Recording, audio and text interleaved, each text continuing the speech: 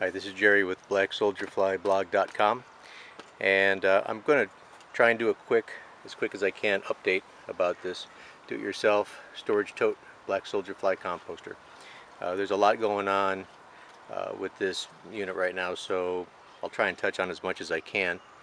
One unique thing about this is that I'm operating it flooded. The fluid level is up to the top of the waist level, and I'm controlling that with this drain pipe with a ball valve on the end there, so I have a full 3/4 inch opening all the way down to that valve, so I can drain this unit very quickly. In the center frame here you can see the vertical drain, and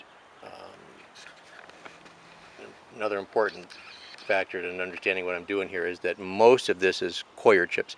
This layer is a raised floor with patching compound, so that's a hard material that I did before I filled the unit, and that's so that this is drains from the lowest point. Then I had about 8 centimeters, 2 inches of fine grade coir chips, coconut husk chips, to start out with.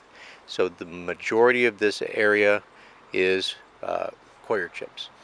This unit has been in operation for about 6 weeks. This is the end of May, and on April 15th we had our first egg laying. So 5 to 6 weeks before this unit was actually started. The ramp system is something that I've tried on other units, but they were smaller. It worked well on the smaller units, but I had an issue recently with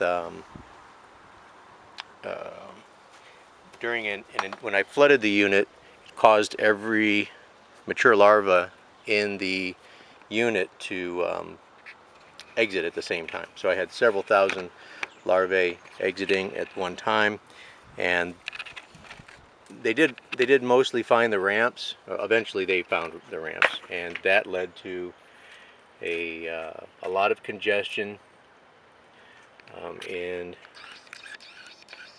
the two different experimental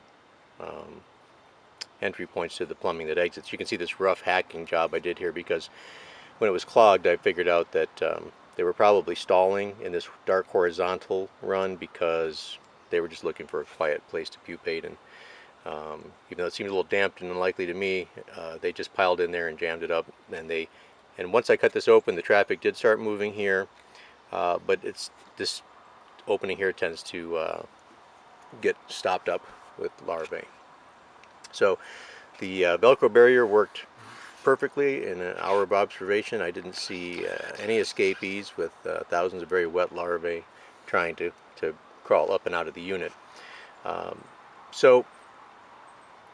Yesterday I had drained the unit, then yesterday I had flooded it again and left for the night, and when I came back, even though I'm sure there was a lot of congestion, eventually they worked their way through, and I'm going to estimate that what's left here, what went into the harvest container, which is almost up to the opening, this is mostly larvae. So this would be the several thousand larvae that were trying to exit. So eventually they did find their way out, but in the interest of efficiency, we don't want them to have to work that hard to get out. Now, that was an induced crawl off, like I said, so normally they probably wouldn't all leave at the same time as they did in this case. But what my plan is, and also I should mention this horizontal run here was a mistake. From this tee, because they go back and forth, causing more confusion and blockages. You know, when one comes from this direction, it doesn't see the turn or notice the turn, and just goes straight this way and jams up at this end. So this should be a vertical drop from here, which would, I think, help eliminate a lot of the problem. Also, I'm going to start using the next size pipe up from here. No reason not to, really, so I don't know why I went with 3/4 inch pipe. It's cheap, but 1 inch pipe is not that much more. So the pipe I'm going to be using will be 25% larger than this. The ramps function very well. Even though there were a lot of larvae plastered to the side here because it was flooded and they were very wet and they can stick to the side, they all did eventually find their way up the ramp, or most of them, judging by my harvest here.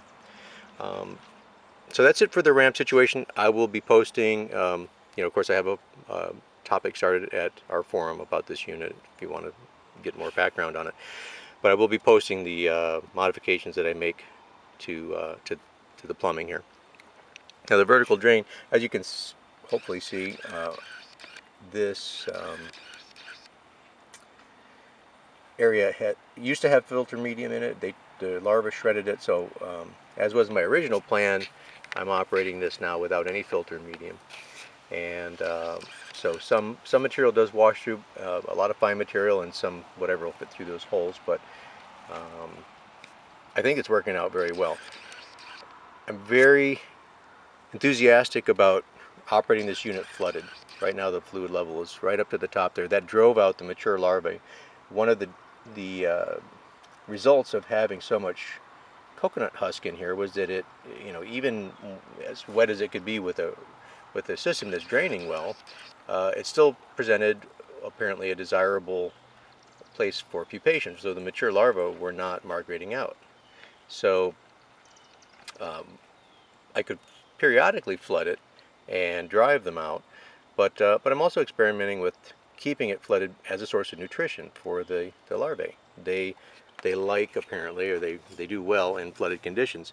As you can see on the side here, the fluid level's at the top, and we have several larvae that are just stationary below the bottom here. Now they will move, they're not dead, but for some reason, I don't know if they're resting or part of their, when they're going to change, molt their skin and change to a new instar, because they do shed their skin frequently as they're growing. So I'm not exactly sure what they're up to there. Sometimes if I put in some fresh waste at the top, they will become active and go up and feed. So I'm really not sure, but they do like to spend a lot of time submerged, even when they have the option of moving up to the top. Same is true as if the fluid level is lower, you'll find them here, even if they could hide and stay in an area that's not flooded. So right now this is flooded with brewery waste primarily. It smells great. It smells kind of like beer. We've got dead yeast and the liquid left over after the barley has been boiled in water, and also the water from that process. These are byproducts that I got from Orlando Brewing, an organic brewery in Orlando. So I think what I'll do is quickly demonstrate for you how well this unit is draining.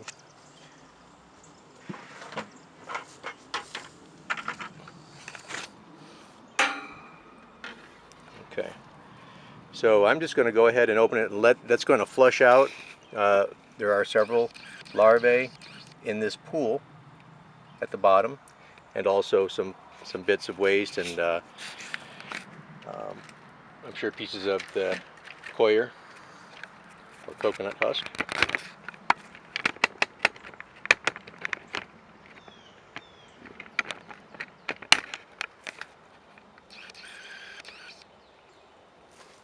Okay, so when I open this up, you'll see that it's going to flood right out.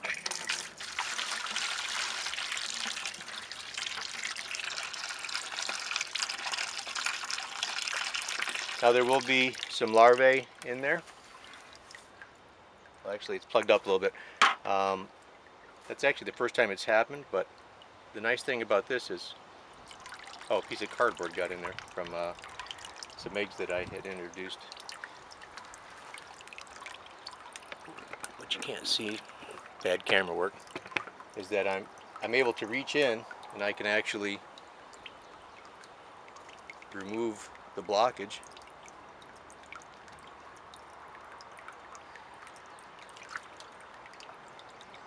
Now you might have to have small hands to do that.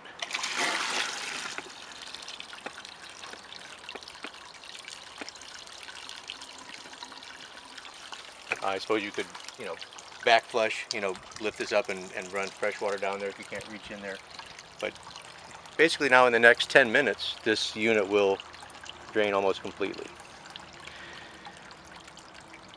So now if I want to operate without it being flooded, I have that option. And that's the end of this 10-minute section. I'll do another